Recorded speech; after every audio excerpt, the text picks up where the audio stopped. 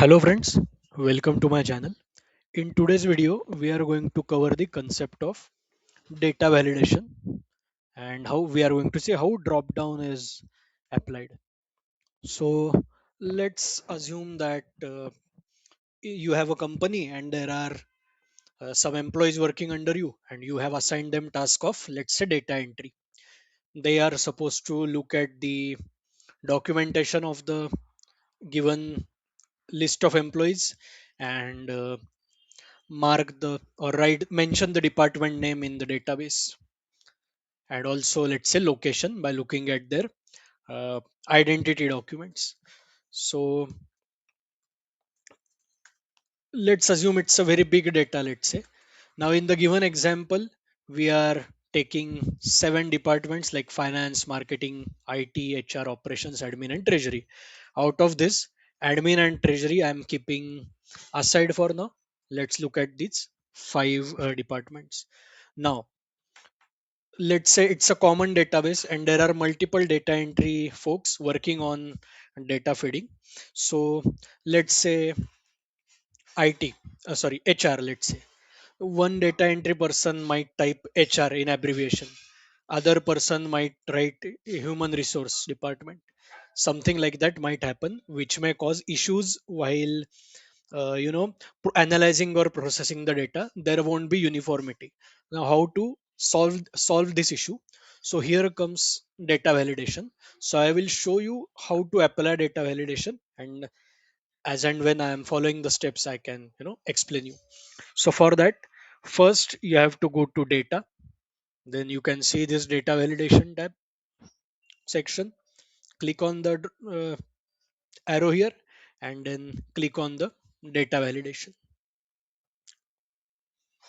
Now there are three sections within data validation: settings, input message, error alert.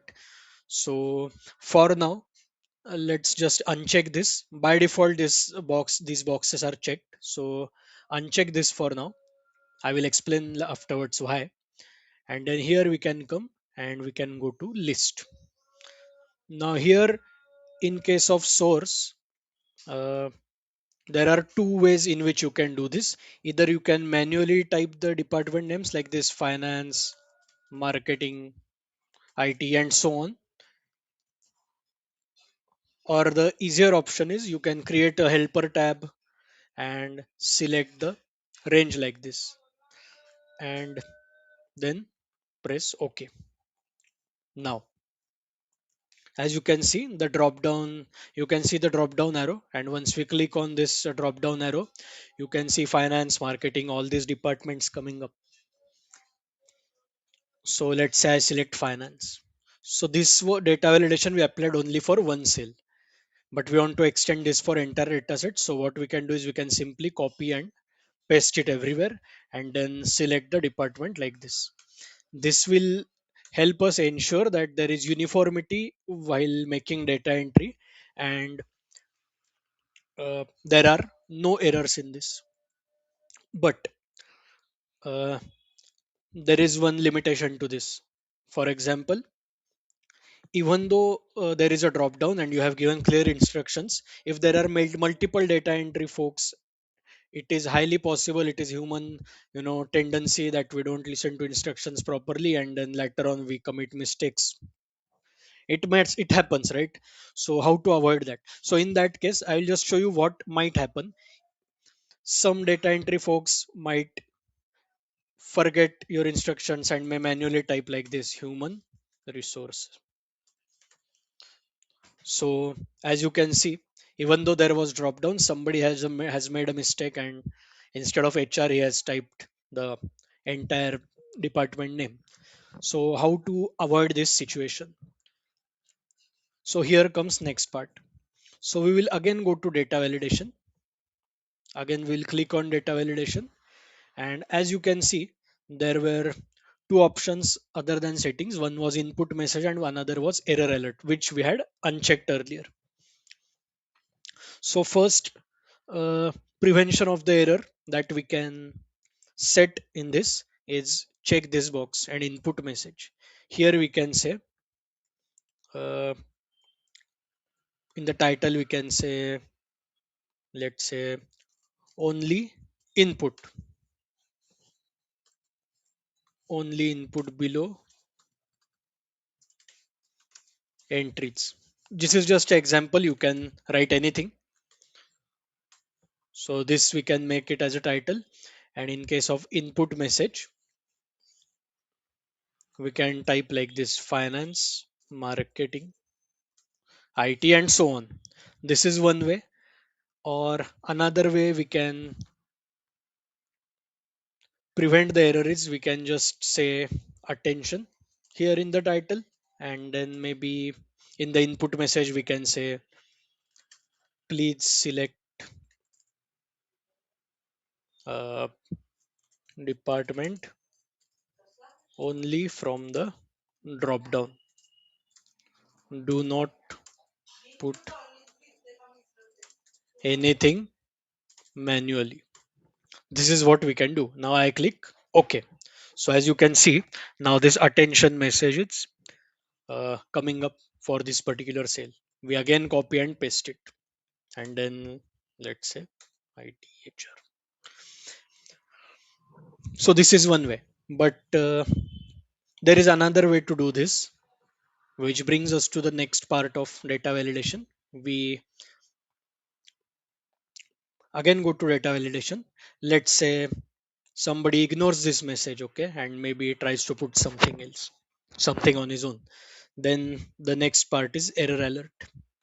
We will check this, and then we have this stop warning and information. I will explain this when to use what. Currently, we will just say stop, and title and error message. Either you can keep it blank, or if you want to give clue to the data entry person, you can say title, you can make it as incorrect entry, and then error message, use drop down only, use values only from the drop down. Or maybe you can write individual department names, that write names, write department names only as per the below, something like that you can do as per your convenience. And then maybe you can remove this input message part, or you can keep it as you want, as you wish. I am removing it, so I click OK. I copy and paste it everywhere. Now let's say I try to put it as human resource. Now see, there is a error message: incorrect entry, use values only from the drop down. Even though I retry and type something, it doesn't allow me. So I am forced to select the values only from this drop down. So let us extend this example to location. Okay, let's say now ITHR operations. Now let us go to locations part. I will go to data validation. I will go to settings. I go to list. I select the range like this. Then input message blank, error alert. Okay, let's say New York, and we will select something. So let's say you have given a master data of location to your data entry person, that you can use locations from this from this drop down. But it is quite possible that your database that you have given may not cover all the locations within your uh, country, or whatever the area is, region is.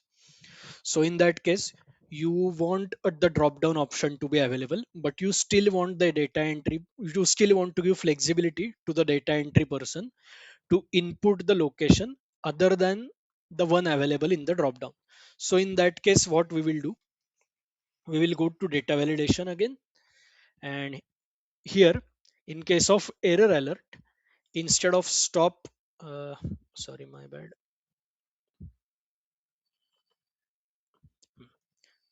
Here in the error alert, instead of stop, we will say warning.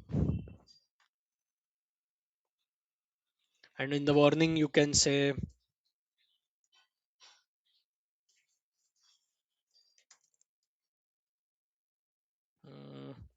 Maybe we can give some title. We can say maybe attention or something like that. Use city names only from the drop down. If you want to input a new city, please double check with the employee document. Something like this. Okay. Now we here I put, let's say,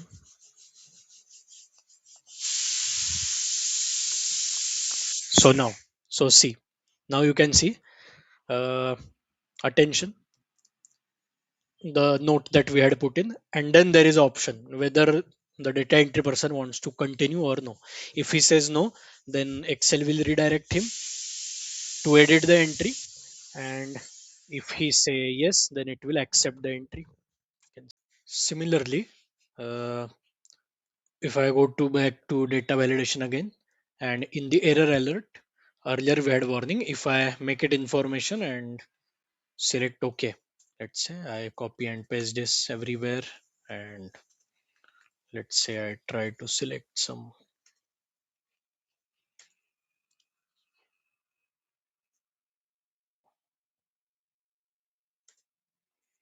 Now I, let's say, put Mumbai.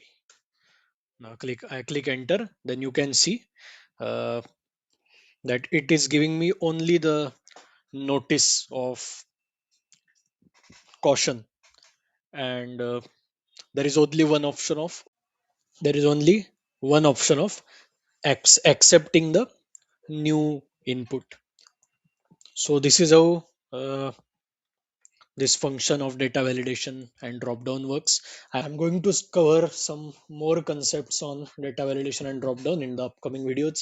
If you like my work, please like my videos, share my channel more and more, and please